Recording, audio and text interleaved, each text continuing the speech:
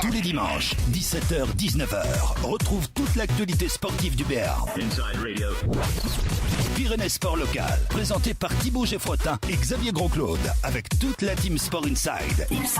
Et tous nos correspondants sportifs de la région. Le foot, le rugby, le basket, le hand et tous les autres sports en local. You listen to Inside Radio. Dimanche, 17h-19h, à chacun son sport. Le nôtre, vous faire vibrer en direct sur Inside. Allez, on va reparler cyclisme. On aura Stéphane Auger dans quelques instants dans Pyrénées Sport Local. Donc c'est l'occasion justement, on va voir Stéphane Auger, de parler de ces randonnées donc, auxquelles vous participez ou que vous organisez. Peut-être vous organisez des randonnées vous-même À ce jour, comme on a juste une année d'ancienneté, on n'a pas encore réalisé d'organisation d'épreuves sportives cyclistes. C'est quelque chose qui nous trotte dans la tête. On y pense de plus en plus sérieusement. On a une petite idée même dans les tuyaux, mais pour le moment, on va dire c'est un petit peu trop tôt d'en parler. Et puis, on n'a pas assez de recul pour encore se lancer vivement dans l'expérience, mais c'est quelque chose qui va arriver. Ok, alors on est en direct tout de suite avec Stéphane Auger. Donc, salut Stéphane. Oui, bonsoir. Tu vas bien ? Oui, ça va. Alors, Stéphane, aujourd'hui, on parle un petit peu cyclisme dans Pyrénées Sport Local. Également, on t'appelle pour ça. On va notamment parler de ta randonnée que tu as organisée donc le 17 octobre cette année. Alors, quel bilan tu tires de cette randonnée donc au niveau des participants, ça s'est bien passé ? Ouais, un bilan très très bon. Bon, il y avait pas mal de participants. Il faisait beau, donc déjà ça a été. Donc et après beaucoup de monde. Et on a essayé d'innover en faisant un circuit sur la commune d'Arnos avec une on va dire une arrivée type course sur le circuit. Donc un bilan relativement positif, on va dire. Donc c'était une journée placée sous le signe de la convivialité, de la bonne ambiance. Ouais, tout à fait. C'est la fin de saison. Pour moi, le but c'est de réunir un petit peu tous les supporters qui sont derrière moi durant toute l'année. Et le but c'est de faire plaisir un petit peu à tout le monde et durant toute la journée de faire quelque chose de convivial, oui. Alors est-ce qu'à part toi, il y avait d'autres cyclistes professionnels lors de cette randonnée ou anciennement professionnels? Il y avait Christophe Agnoluto qui est venu, Pierre Cazot qui part à la Française des Jeux qui était également dans la partie. Puis après j'ai eu quelques désistements, notamment Sylvain Chavanel ou autres, mais ça fait partie du jeu, mais hormis les désistements, ça a été une journée relativement réussie, oui.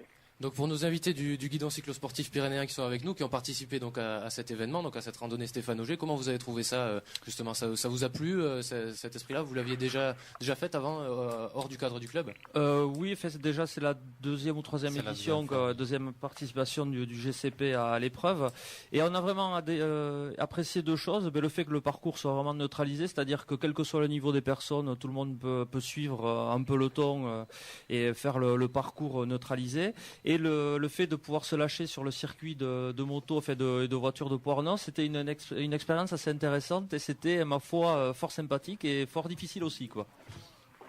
Oui, peut-être aussi, vous avez le même point de vue pour Gwen, Arnaud, ouais. Moi, c'est pareil, c'est la deuxième édition et à chaque fois, c'est un réel plaisir. C'est vraiment très convivial. On peut donc se frotter auprès de Stéphane Auger. Comme l'a rappelé Stéphane, il y avait aussi Agnoluto qui était là, donc et en même temps discuter avec les clubs de la région, donc c'est vraiment l'esprit cycliste convivial qu'on recherche. Alors Stéphane, on va parler un petit peu de ta saison également, donc là on arrive à la fin de cette saison sportive de cyclisme. Qu'est-ce que tu retiens principalement de cette saison d'un point de vue personnel d'abord? Du point de vue personnel, j'ai été là, on va dire, lors des objectifs premiers de la saison, c'est-à-dire j'avais annoncé que je serais là lors des championnats de France.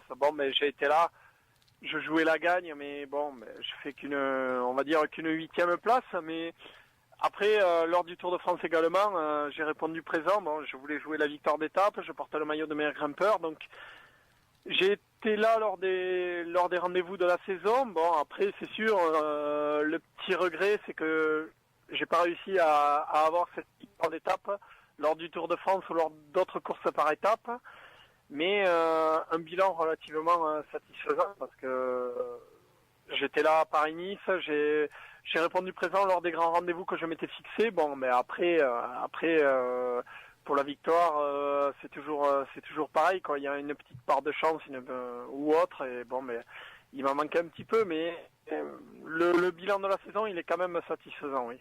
D'accord, et tu retiendras vraiment cette année le maillot à pois sur le Tour porté une journée, c'est vraiment un des meilleurs souvenirs de cette saison? Ouais, voilà, c'est un des meilleurs souvenirs. Bon, c'est sûr, je l'avais déjà porté, bon, mais j'étais là sur le Tour pour une victoire d'étape. Bon, j'ai porté le maillot à pois, c'est toujours une satisfaction. Bon, mais voilà, maintenant, je pense plus à la saison à venir. Bon, là, c'est la trêve, j'ai repris vraiment de peu. Et maintenant, on se dirige vers la nouvelle saison et j'espère donner un peu plus que cette année, ouais.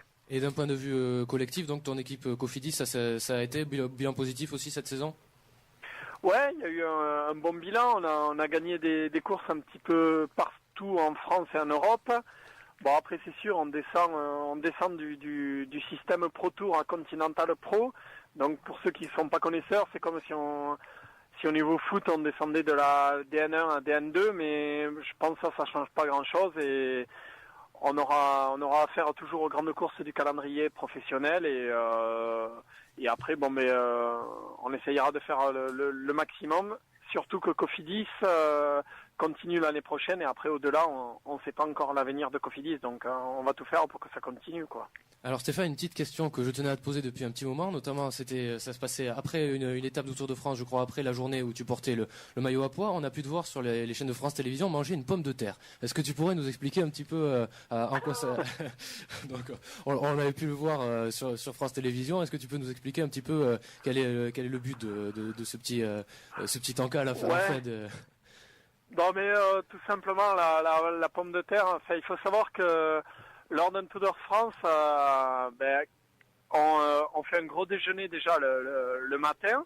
On déjeune comme monsieur tout le monde. Après, on prend des pâtes ou du riz à 9h du matin. Puis après, l'étape elle commence à midi. Donc après, on a la journée qui se fait comme ça. Donc on mange avec les barres de céréales qu'on a dans la poche. Et après, à 5h, 5h30 du soir, on doit faire une collation. Et la collation, elle se fait avec des pommes de terre, tout simplement parce que c'est l'aliment qui est le plus énergétique et qui donne le plus de nutrition au niveau après un effort, quoi, on va dire au niveau glycogène, c'est ce qui nourrit le plus le muscle. Donc c'est pour ça qu'on mange des pommes de terre après l'arrivée d'une course. D'accord.